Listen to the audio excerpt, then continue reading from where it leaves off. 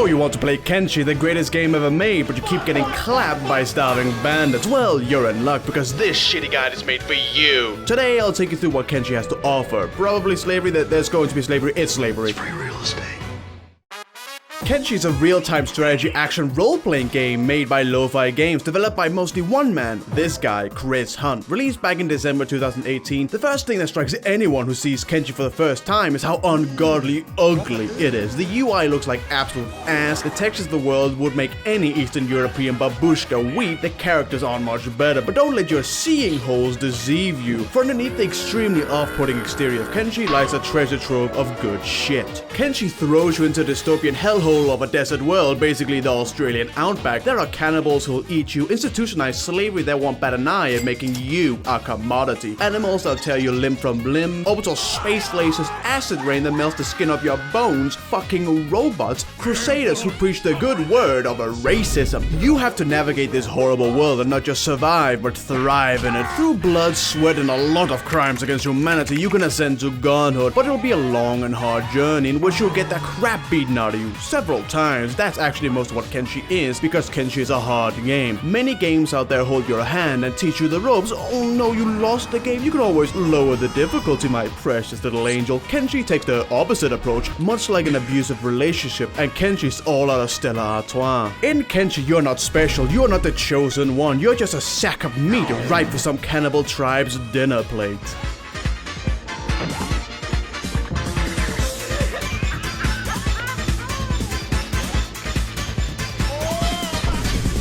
Let's dive into the deep lore of Kenshi. Once long ago, there was an empire, their first empire, until it exploded and died. It fought a war with something, made giant robots to win, and when they won, they told them to go to a big hole and KYS. The robots, called skeletons, having just watched their human masters eradicate their big skeleton bros, came to the justifiable solution. Genocide it is. They somehow destroyed the first empire and nearly eradicated all humans. However, the last behemoth, Stobe, came to the controversial opinion that genocide kinda bad though. He sets out to save the humans and dies in the process. The skeletons, having just indirectly caused the death of the last behemoth, have an epiphany. Are we the bad guys? This singular action causes the skeletons to become overwhelmed by shame, and in response many just kill themselves. The rest wallow in self-misery. You know what will fix this? That's right, a new empire. In comes the second empire, founded by Sigma male Catlong and his robot skeleton buddies. They believe the only way to rid themselves of the shame of having directly or indirectly killed Stobe is to honor his wishes and rebuild what they have destroyed. They rebuild civilization and repopulate the humans of the world. Pretty cool. However, their big problem with skeletons is that they can live forever, but they need to reset their CPU every century or more, not to go absolutely bonkers. The problem is this resets their personality, indirectly killing whoever they once were. Catlong decides not to do this, stating, "Don't worry guys, I'll be fine. Trust me." Spoiler, it was not fine. Catlong begins to become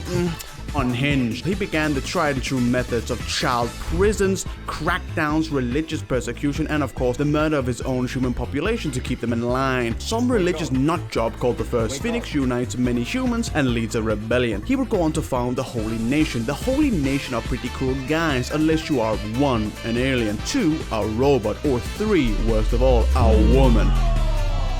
If you're not any of those, you're good. Oh, and they love slavery, like they really love it. Overall, top-notch guys. The second empire crumbles anyway. Catlong and whoever remained loyal to him then runs to the Ashlands to sulk for the next 1,000 years, where you can still find him on his throne to this day. The Shek then show up, boneheaded freaks who love war, probably genetically engineered humans of some kind. After them, the Hivers appear. No one really knows what the fuck these things are or where they came from, but I guess they're here now, and now you're all caught up with the lore of Kenshi. Let's get started.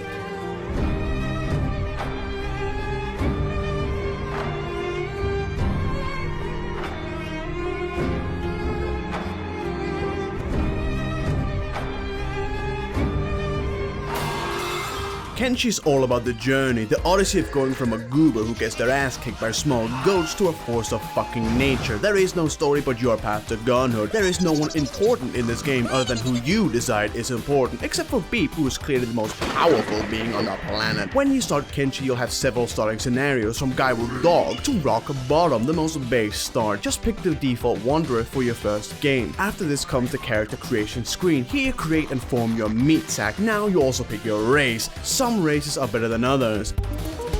Each race has different stats. These don't really mean that much, except if you're a dirty, sweaty tryhard. Pick what you like, but be aware, depending on what race you pick, it could decide what factions you are friends with. A skeleton robot won't be able to go to a Holy Nation city since you know they think you're the actual fucking devil. You can create a somewhat normal person or a horribly deformed goblin. The choice is yours. If you pick the Wanderer start, you'll start in the hub, a crumbling shithole full of knobheads. Oh, sorry, that's England, my mistake. This is the hub, far better than England. Outside of the hub, you'll find the beautiful world of Kenshi. It's a desert shithole. There's nothing like stealing some food so you don't, starve to death, then getting beat up by the guards, thrown in jail, and promptly being enslaved for the crime of simply not dying. I will quickly discuss parts of the map for a general overview of what you can expect. Generally, it goes something like this. Bad, really bad. My skin is melting. Holy fucking shit, it get me the fuck out of here. Everywhere you go, there's new things that won't kill you. Bugmen who simp hard for their queen, and they will of course kill and eat you. Slavery, religious slavery, pretty cool, filled with the big boys. Death, Fishman Island, where the fishmen practice taekwondo and will beat the shit out of you. Spoiler, they'll also eat you. Bugs who eat you. People who will eat you. Slavery 2, Electric Boogaloo. Space, death, lasers. Crabland. Generally, the world sucks, but I wouldn't want it any other way. Since most things in Kenshi want to turn you into a meal, you need to get the skills to survive. Each character has character statistics. These are what make you either a god among men or a toddler who's about to get drop kicked so hard their neck snaps. This is how you progress in Kenshi. There is money called cats, but it's kind of a secondary resource since you can easily get a shit ton of cash by simply stealing. There is of course the other way.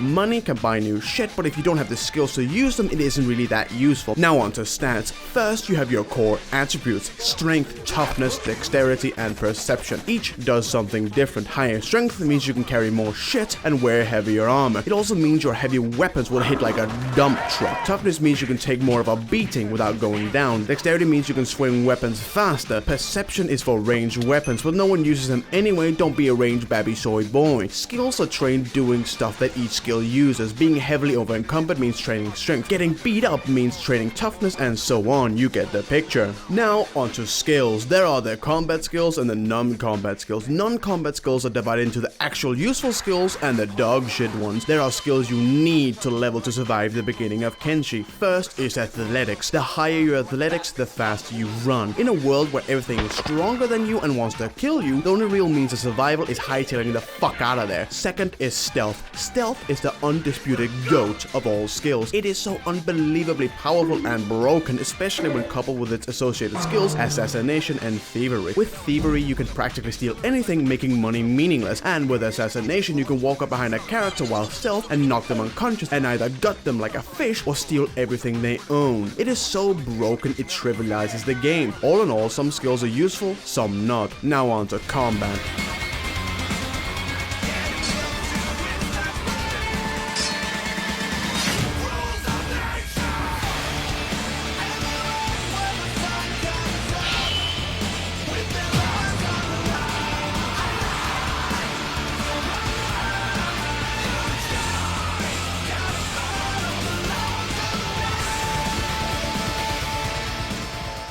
Combat is the name of the game. You'll be doing this for most of the game, other than running and dying, of course. Let me make sure to get this point across. You are going to get your ass kicked. To understand combat, you must first understand damage. There are two types of damage: blunt damage and cut damage. Blunt damage will do a flat damage amount to your limbs. Cut damage will apply a bleeding effect. Now, onto health. You have several health bars. These denote your different body parts and the amount of blood in your body. The health bars can go from plus 100 to minus 100 for humans. achievements, that is. If a limb reaches 0, it will become disabled. If it reaches minus 100, it will be cut off. If either your head or torso reaches minus 100, you get a prize, that is of course death. To stop bleeding and heal damage, you need to use a healing item like a bandage or something like it. Armor is pretty cool. One, you look absolutely sick in it, and oh yeah, it keeps you alive. Typically, armor has a very high cut resistance and a lower blunt resistance, and thus will block a percentage of the incoming damage. However, some of their heavier armor actually slows down your characters, giving them combat debuff, so it's kind of a trade-off. There's also a rather unique combat skill, martial arts. It has one of the highest damage potentials in the game, however, it's very hard to actually get good with. At the start, you'll only have a couple attack moves, but as you level up the skill, more are unlocked. Once your character starts drop-kicking and wheel-kicking opponents, that's when the real fun begins. And now you're ready to go out and engage in your first bit of combat, and you've lost to a goat. First thing, animals are very strong, so don't fight them, at least not at the start. What you should do is find some local murder hobos around a local town and lure them into the guards. As the guards beat them up, you walk up behind one of the hobos while he's distracted and beat him with a stick. Congratulations, you've just won your first fight. Good job. At the start of Kenshi, it is essentially pathetic POV. You are a rat at the beginning who has to scrounge for every bit of XP you can get. Now, as fun as beating up starving homeless people can be, it is really good for XP farming. The more skilled an opponent is, the more XP you get from them. Now this, of course, like everything else in Kenshi, can and should be abused. If for some reason the more stronger opponent is somehow handicapped, like filling his inventory with a shit ton of rocks, well, the fight just got a lot easier. Here's what I did. I found the local apex predator, an elder big thing, then lured him into the city, and now with the literal incarnation of death roaming the streets, the guards attempted to save the city. But what can man do against such hate? So they got their asses kicked, and I, being the good Samaritan, sneaks up during the chaos and steals everything from the dying guards on the ground. I also kidnap one of them, head out of the city, strip him naked, and fill his inventory with crap to weigh him down. Thus, I have now created the ultimate training gimp. He's too over-encumbered to run away and too weak to actually win a fight. I use and abuse him, gaining massive amounts of XP, and when he's not but a broken corpse, I leave him for the skin spiders to enjoy. Now this is Kenshi.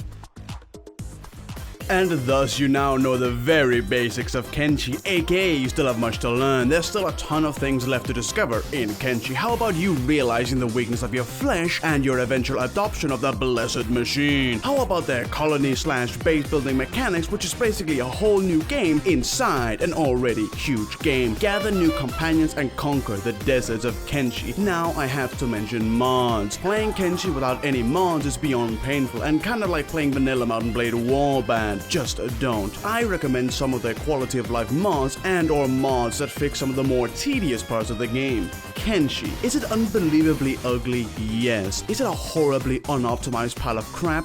Yes. Is it beyond buggy and will tear at the seam at the slightest prod? Yes. But goddamn, is it a good game? This has been Kenshi. Hello lads, it's me again. This took a long time, not because it was hard or anything, no, I just procrastinate a lot. I have no idea what to do next, so it'll be fun to discover what the sick and twisted gremlin that is the future me has decided to do. Hope you enjoyed, and more stuff at some point. See you around. He's fucking... What the fuck is that? Yo! What?